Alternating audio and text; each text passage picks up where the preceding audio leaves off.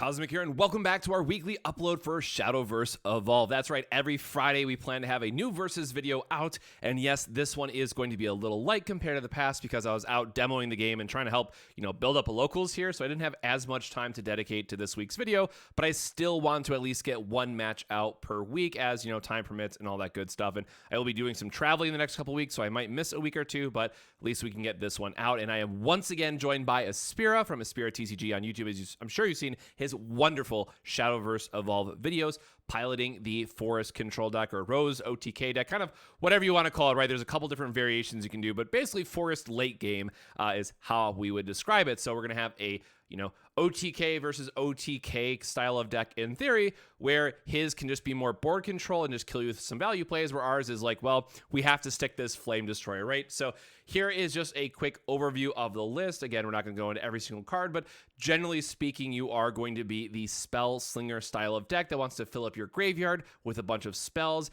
and then get some kind of big payoff effect for it. Now, a lot of people have been asking for, what other type of, as we talk about these decks, what other types of cards can really fit into this quite well. And honestly, at least in set one, there's not a lot. This is a pretty standard list, and you might change some of the numbers, right? And we'll talk about if you, more ping heavy, more hard removal heavy. There's at least some stuff you change, but at least with the follower lineup and what have you, there is going to be kind of a very rigid structure here, and then you have to just adapt the rest to your local meta. You need spells in your graveyard or cemetery, right, as it's called. So you need to play these spells and play cheap spells and just keep recycling them. So let's get into the cards themselves. So we have Dimension Shift, or D-Shift as it's called. It does cost 12. You might go, oh no, how do you ever play this when play points cap out at 10, right? Well, you can read the rest of the card and find out that you banish 10 spells from your cemetery, and then you get to take an extra turn. What's really important about this card is one of the traps that you fall into very early on when playing this deck is you think, okay, I have to line up D-Shift or Flame Destroyer into D-Shift into lethal. That's not always true.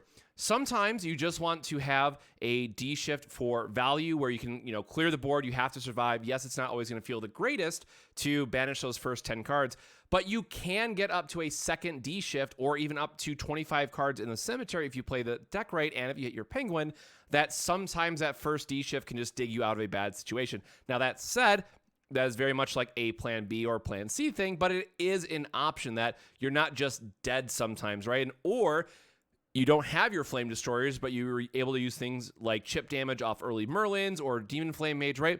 Sometimes you just need a D-Shift to deal like 8 more damage and they're dead and you have it on board, right? So yes, Flame Destroyer is really important. It's the namesake of the deck or the other part of the deck that's the OTK for the namesake part of it, right? But just a 7/7 attacking is really, really good. But D-Shift is ultimately how you get there. This is a very good card. It's going to continue to stay a very good card, so expect to see a lot more of this. This is a very difficult deck to play 100% correctly. It is also a deck that can sometimes just go, oops, I win, but is absolutely, I would say, the deck of the format to just grind out the reps with, know your matchups inside and out, and it will reward you more so than any other deck in the format.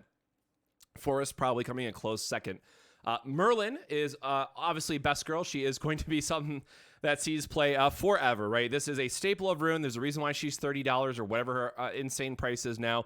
She's probably always going to be above $25 because, it's just a very, very good card. So Merlin allows us to do two things, right? On her base form, allows us to tutor up mostly any removal spell that we need because you need to survive, but then also if you somehow don't have a D-Shift in your hand already, right, it finds you your combo piece, so that is really, really important. And then the Evolve lets you play anything for 3 or less, or any spell in your graveyard for 3 or less for free. So this can be like your Fire Chains, it can be your Fire Embrace removal, right? It just allows you to get more value out of what you've already played, and especially if you have things like Fate's Hand, you can do really cheeky plays where like you Evo her and then play the Fate's Hand, but because you have Spell Chain, you actually gain a play point that way, so her Evolve can only cost 1 sometimes, or if you use an Evo point, it's just for free, right? So there's little things like that you can do, but generally speaking, this is going to be for your hard removal that you need just to, again, stabilize, and because she is a 4/3, and when you Evo, you get Rush, right? So you can attack their tapped units, or engaged units in this game. 4 damage is just a really good number. So a lot of times, if against the more aggressive decks, if you're trying to stabilize, it is just like Evo Merlin, Fire Chain for free, sacrifice her, kill 3 things, right? And that's just what you have to do sometimes. So Merlin does really help both sides of this game plan, being able to find combo pieces and being able to help you evo into spells that make sure you stay alive. So again, this is a card in Rune that is not going anywhere anytime soon. It's always going to be a 3-3 split. Always play it. It's always great. And then I was talking about, like, there's other cards that people say, like, oh, well, what other things might you consider, right? So the only possible card to consider in this style of deck is Alchemical Lore, which deals 4 damage to each enemy follower on the field. And so it is nice that it says each enemy follower, right? So you do have the option to keep your board, unlike Conflagration out of Dragon, which deals 5 to everything, right? So there is, you know, or Themis Decree out of Haven, which is a complete board wipe for both players. So there is some cool stuff you can do, right? So if you're on 6, you can do like this plus Angelic Barrage, right, which is going to clear a lot of the board. But ultimately, like, if you know that you're going to be going against Dragon, like Dragon is very, very played right now, this card is just not going to line up exactly how you want it, where you just want to have more things like Fiery Brace and Execution to get their big threats, where if you're going against Sword, this can be really, really good. So I'm not excited about this card personally, but this is something to consider for your local meta, especially if you're seeing... I could definitely see a world where it's a lot of Sword, where your Demon Flame mages just don't get there enough. So try it out. Let me know what you think. I personally don't like it. I am very happy with, I think I changed like 2 cards from the stock list, but again, adapt it to your local meta and what you expect for these shop qualifiers, because that is going to be the most important part. All the other cards out of Rune are for Dirt Rune, and that's like a completely different deck that you can't run any of this stuff in it, right? So you don't want a bunch of golems on your field and stuff like that, because it takes away from your spell strategy. So Alchemical Lore is like fine, but otherwise it's kind of just okay. And then what I was kind of talking about a lot up until this point is really understanding the 2 sides of this deck, right? So you have Fire Chain, which, yes, because it says up to, and you're going to see it in the video as well, you can just choose 1 and deal 3 to it, right? So you can also choose 2 and do 2 and 1, or, right, you can split that damage how you want. It's a very, very flexible card, and obviously very good against aggressive strategies, where Fiery Embrace, which is so important for that damage, it does come up exactly in this video, but that 3 damage matters a lot, right? So there are some games where you just have, like, Flame Chaser, he's gonna hit for 7, and then like double Fiery Embrace, and that's 13, right? And they're just dead after a D shift, and that's fine because it's burn damage over the top. So there's a lot of stuff like that, and obviously it removes a ward guy, so your Flame Destroyer can get in, right? It just does everything that you want to. And in some matchups like Dragon, what have you, right? Like Fire Embrace really goes a distance because all their guys are super beefy, and all the ping effects in your deck are just not great. So if you're expecting a very heavy Dragon meta, maybe more Fiery Embrace, which is already at 3, or Tile Effects, which means you bring in Execution, which is a 1 of in this deck right now. And in some extreme cases, again, you don't want to soften yourself too much to Sword and Abyss, but there is some world where you just have a Giga Brain and you know that you're going to be playing nothing but Dragon. Well, then maybe you have a bunch of Executions and Fiery Embrace as well, just to try to get rid of all those mid-range threats, because turns out it feels really bad to have to waste 2 cards to kill a 5/5 Dragon, and then stuff just gets bigger from that point. So definitely keep that in mind, especially if they have like a Genesis Dragon. So definitely know how to pilot that matchup. And again, this really does reward you for knowing exactly what you're going to play in those matchups, being able to tutor it off Merlin, and then always have an answer. I think there's one thing that I really like to say about this deck is that it is consistent in the flexibility that you have, much like Tutor, right?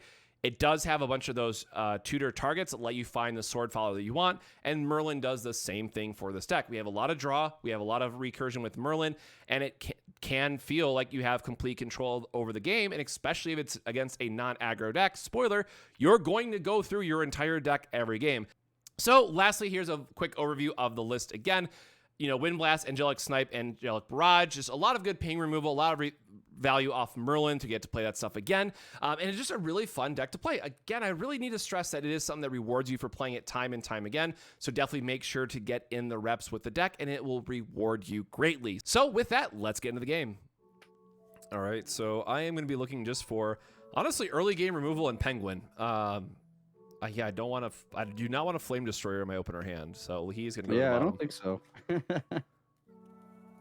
And we'll keep this. I kind of want anything that can interact with the Penguin, or anything that can put on board and start poking damage. The earlier I can get on board, the better. All right, and I am ready to start my draw go strategy, so I will say pass. Not doing anything turn 1. All right, up to the ones we go, and then draw, and we will kick it off with playing out a fairy circle. So for 1 point, we'll go ahead and get 3 fairies down into our EX zone, and then that'll be yours. Seems good. Go into our turn at 2. Well, interesting, because, well, I never actually got to play this card, and I always joke about how not great great of a card it is, but our hand is kind of awful after mulligan, so we are going to actually do Altered Fate, and I'll pay 2 to do it. So each player is going to send their hand back to their deck, shuffle, and then draw. You draw exactly the same, if I remember correctly, right? Yep. Yeah, and then And you I draw +1, so I'll go up to 5. So basically, what Altered Fate does is it counts itself when you do the +1. So it's like whatever my hand was plus Altered Fate, that's what I'm gonna draw. I mean, yeah, I've had people tell me to start including it in my Dragoncraft decks, and I'm like, ugh. And they're like, but it fixes clunky hands, and I'm like, yeah, but it in itself is a clunky card. So it's just like, I always feel very iffy about it. I'm testing it out. I don't know if I love it or not yet. I'll tell you if I love it or not right now. And I'll pass there. No, sure don't, unless there's a penguin off the top. Wow, this is not good. No, I paid 2 play points to shoot myself in the foot. Great. Nice. All right, so we'll go ahead to 2s for us. Draw for turn. I think you arguably made my hand stronger, so thank you. Of course I did. So we'll go ahead and start. Nothing too crazy though. I think at the moment it'll just be the 1. Put a Harvest Festival on the board, and then we'll pay an additional 1 to play out a fairy token, and it'll be your go. All right, penguin off the top. Not a penguin. Oh, sad day. We are. Oh God, I think I just have to hold these cards in my hand. I don't want both though. Yeah, I'll just pass there. That's fine. Yep, just pass. Whoa. All right. To 3s we go. Draw for turn. With 3 available, we'll start by poking you with a fairy. Yep. I will go. Oop, not your life, my life. Hold on. There we go. I'll take 1. Okay, and then we shall pay 2 to go into an Ancient Elf, bouncing the Harvest Festival. Oh, Our no. Ancient Elf will get +1/+1, and we shall draw a card. And then we will pay a 1 to put down an Harvest Festival, and that'll be your go. Yep. So it's a 3/3, right? Yes. Yep, and I will opt to not ward up. Yep. I just have to use a fire chain here. I'm gonna deal 3 damage all to the Ancient Elf because I don't want you to be able to bounce something else to get more value. No, you don't want me to get more value? No. Draw. Oh, come on. Yeah, I guess we're just going to be playing the waiting game here for a bit, so I will just say pass. So again, it is a draw-go style of deck, but meh. Yeah, that was a dir on my head. Always remember you have an Evo points. The goal was to Evo and draw a card. But lessons learned, I'll never forget that again. We'll go ahead and draw. I'm going to blame it on the proxies. That might be part of it, I'm not going to lie. And definitely not my inability to piece this together. I think we will start with a swing for 1 with a fairy. Yep, I will take 1 again. We will pay 1 to bounce the Harvest Festival back to hand. Draw a card from Nature's Guidance. Draw a card from the Festival, leaving the board. I like draw cards. Where's my draw cards? I do like drawing the cards. Okay, we'll pay 3. Go into Princess Mage. Then we will use an Evo point to evolve Elven Princess Mage into evolved Elven Princess Mage. And on evolve, we'll put 2 wisps into our EX area, which are 0/0 or 0 cost 1/1 fairy wisps. There's a world in which keeping them there makes sense depending on what I'm trying to do with Rose Queen, but I think I kind of wanted to just keep dealing damage to you as much as possible, but which means I'll actually play them out. And that will be your go. Okay. End of your turn, I'm going to pay 1 to do an insight, which allows me to draw a card. I am then going to... boy, that lad's big.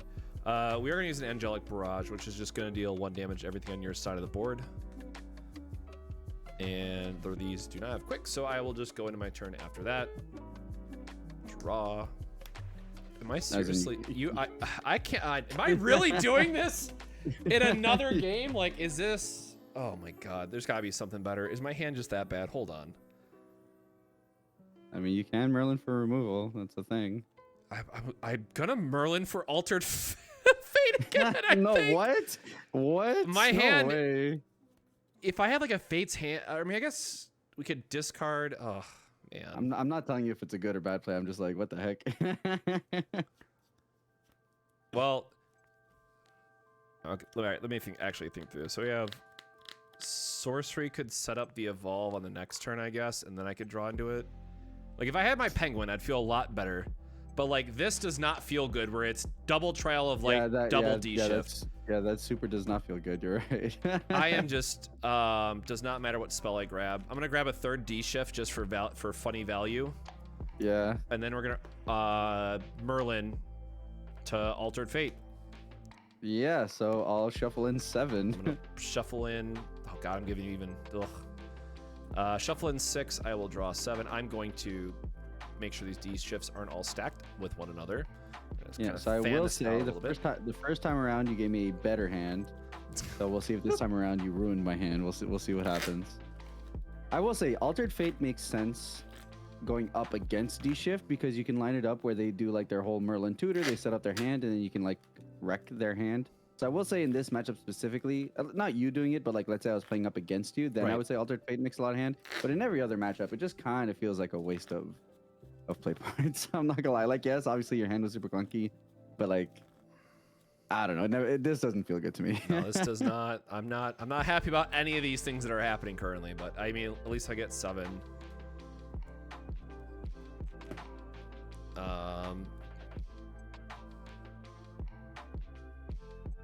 Yeah, actually, you know what?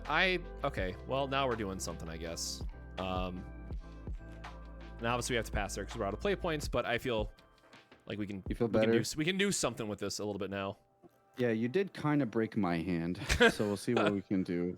Draw for turn. Okay, well we're slowly getting back to something. So we'll start with swing for 4. Yep. Unfortunately, I gotta just eat that. We'll pay the 1. Elven Child. Yep. Ping Merlin goes to 2. Yep. Then we'll pay 1. Nature's Guidance. Draw a card. Bounce May. Ping. Goes to 1. Then we'll pay 1. Ping. Merlin's dead. Inian. My job here is done, but you didn't even do anything. Yeah, honestly. Then we'll pay the 2. Play the Fairy Whisperer. We'll go ahead and play a fairy in both our EX area and on the board. And then that will be a go to you. All right, we will go up to 6. I am just going to snap use 4 of it for Demon Flame Mage and deal 2 damage to everything on the board. Good old Pyroclasm. Mm-hmm. And I will pass there with 2 up. Okay. We'll go ahead and draw turn. 7. Back up she goes. Or wait, I'm sorry. Did I not have 2 damage on her? Yeah, I have to trade. Or no, I was going to do 2 damage, but I did something else instead. Yeah, so we'll have to trade that off. Okay, yeah, that's fine. Like that and like that. I was about to say, you're leaving 4 damage on the board. No, I'm You're not. so kind. So I believe I go up to 6 now. Oop. We'll just pay the 6. Yep. Yep. It's not super efficient because I already had some on down here, but that is fine. It is still flooding the board With and good loading stuff. up my EX area for when I want to do it. And then we'll just enter and order up. Yep. I'm going to Insight, draw a card. And then I am going to Angelic, or she has 5, right? So 5. She is 5, yeah. 2, 3. Ugh, that's whatever. We're gonna shoot her for 2, and I'll go into my turn. Yep, down to 3 she goes. Draw. Yeah, I don't like this sequencing, but I think we just have to. So go down to 2 effectively. So we're gonna Merlin. Altered Fate again? We're going. No, no, stop it, man. All our penguins on the bottom. We are gonna get no, we're not getting Fate's Hand. We need sorcery. Oops. We need a sorcery cache. Yep. And you're gonna pay for it? Nope. We are gonna No, Evo you're not. Merlin. You're not gonna give me a turn of just wailing on you for like. No. So there's that. This is gonna go to hand. We are going to Evo Merlin. Yep. We are going to pay the Angelic Barrage. Play the Angelic Barrage to ping 1 to everything.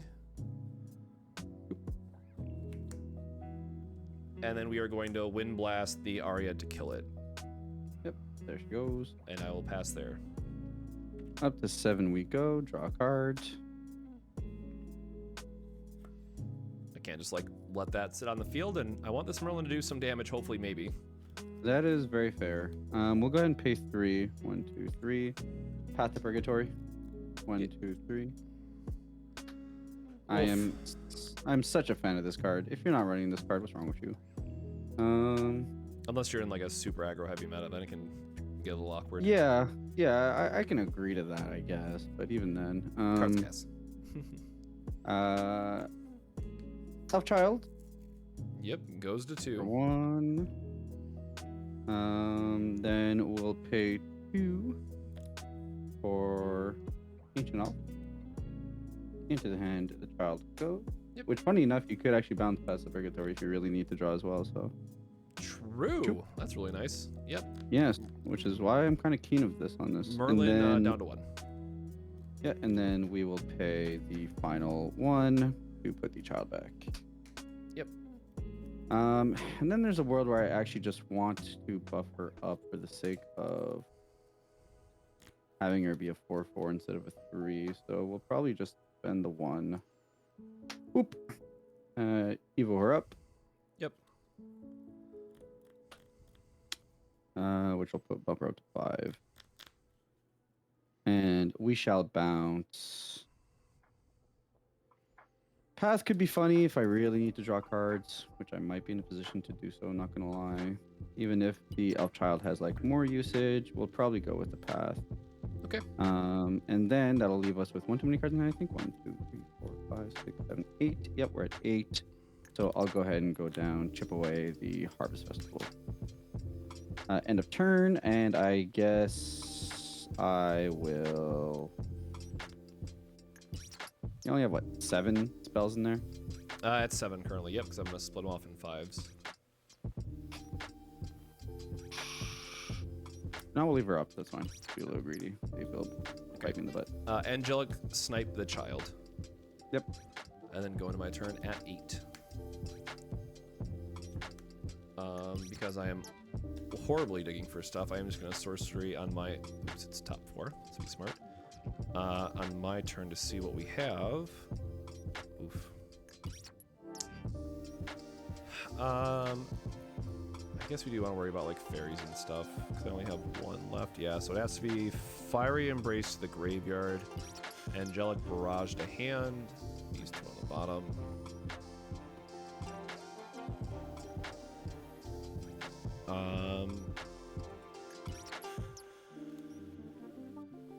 And then what? That's 1 and 4.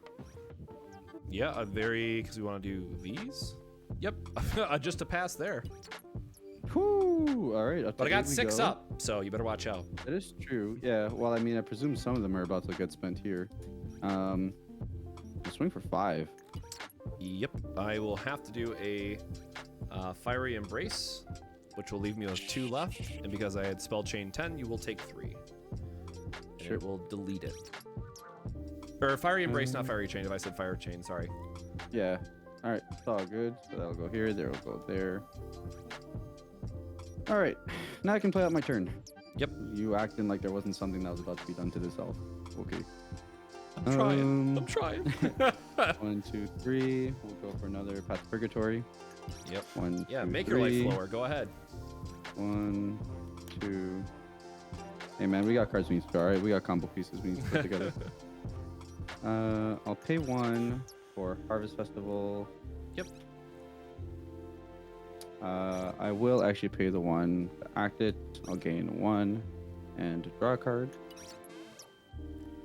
Holy heck, you are in my deck. That's crazy. Eventually, you will find it. Eventually, I will find it. I'll pay 1 for the Bellringer Angel. Yep. 1, 2, 3, 4, 5, 6, 7, 8, 9. So I'll have to pitch 2. Fine. Yeah, so then I'll go ahead and the turn, ward up, and then discards will be Arya and Archer. Yep. I'll play an insight end of your turn to draw a card. Of course, that's how that works. Go into my turn at 9, draw a card. Yep, so I think we have to see what we get. So I'll go down to 7, Trial of Light, draw a card. I will pay effectively 2, because I'm definitely over, for a Fate's Hand. Cost 3, reduced, refunds 1, I can talk, because of the effect. And I mean, if you just dimension shifted, you would have drawn a card and gone back up to 10. Listen. We're trying here, all right? We're trying. Yeah. Technically, Outwards D-Shift is just a draw card. Pass there. Sure. Go up to 9. We'll draw.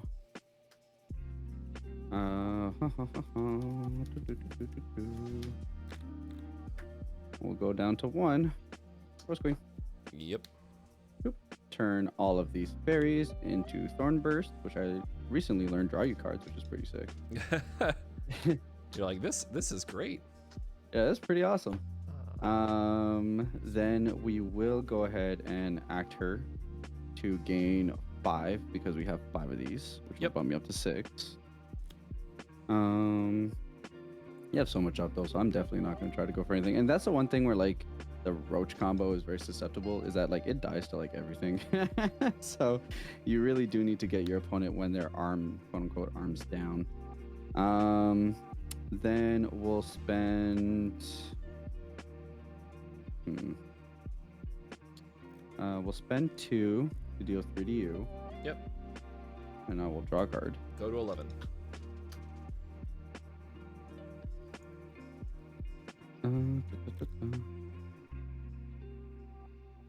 I will pay 1 for a bell ringer. Yep, that is another bell ringer.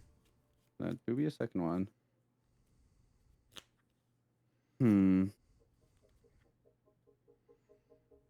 And then, unfortunately, I do have to play it a little bit careful at this point, so we'll go ahead and turn ward up, and that's yours. Yep. I'm going to start with a sorcery cache. Look at top 4. D shift to graveyard, D shift to hand. Stack it that way. Get that out of the way. I'm going to spend 2 more. I'm going to sorcery cache again. 2, 3, 4. Execution to graveyard, Fiery Embrace to hand. And then with my 1 remaining, or wait, no, because there's already 2 in there, right? So it would be Merlin. 1. Or no, I think the deck only plays 2 actually, so it would have to be Merlin to recursion this.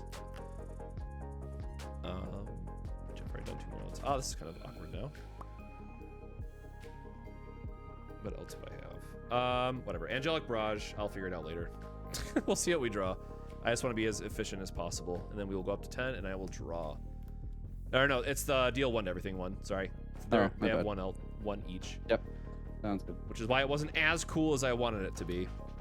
Yep, ward is still doing wardy things. We still have both of these, so these are free. I'm at 20 or 19 spell chain.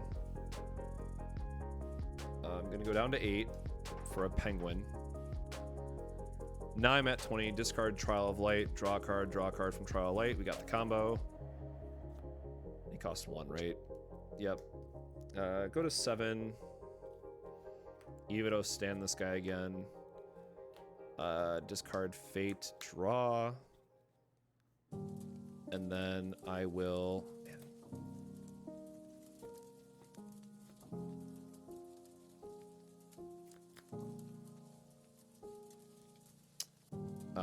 attack a bell ringer.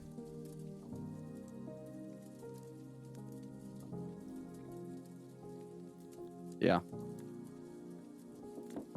Draw card. Yep. Attack the other bell ringer.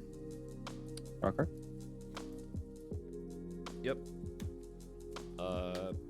Pay 7 for a D shift. For those at home, I have my creatures on a different stack, so don't even lecture me about it. I promise I am D shifting responsibly. These are all spells. So both those are gone, which means we just want like Fiery Embrace to be left in the for the first stack. 4, 5. Yep, so that is 10. Go into my turn, draw. Swing at you for 7.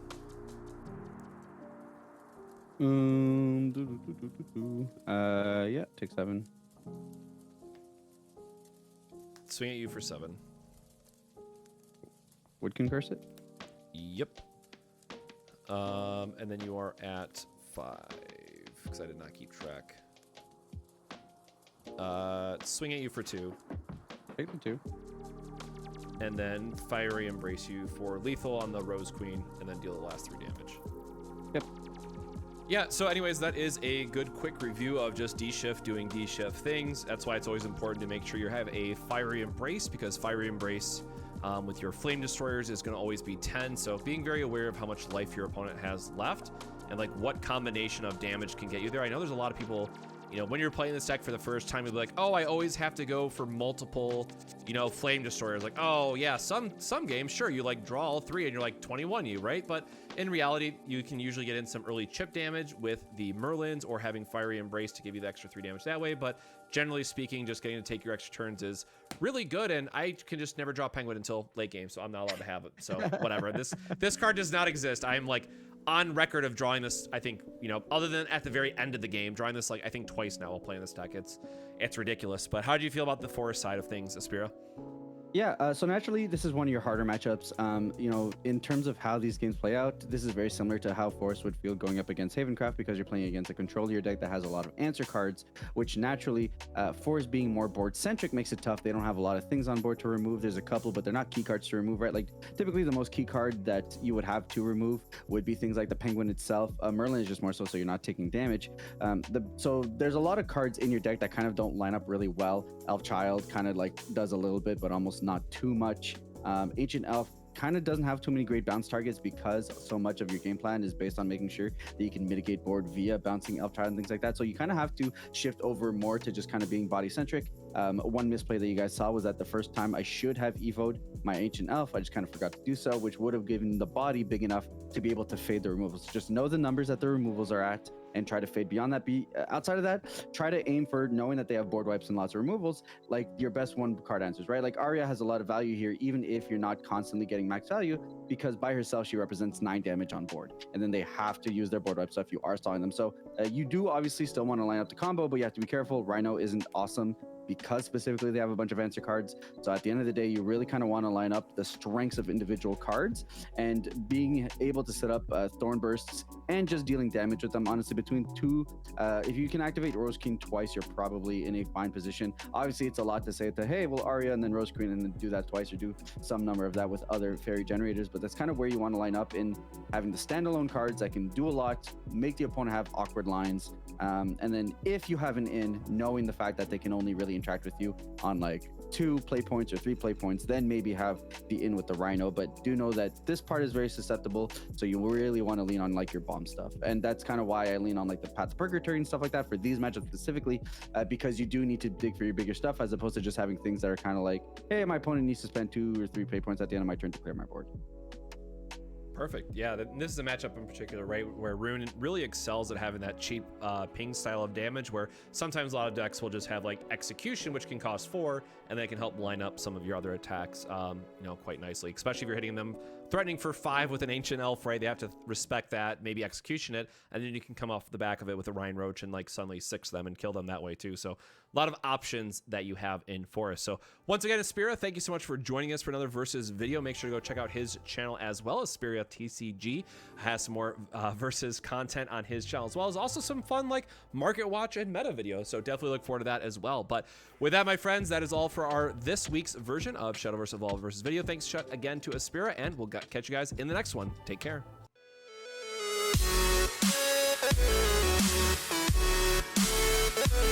Bye.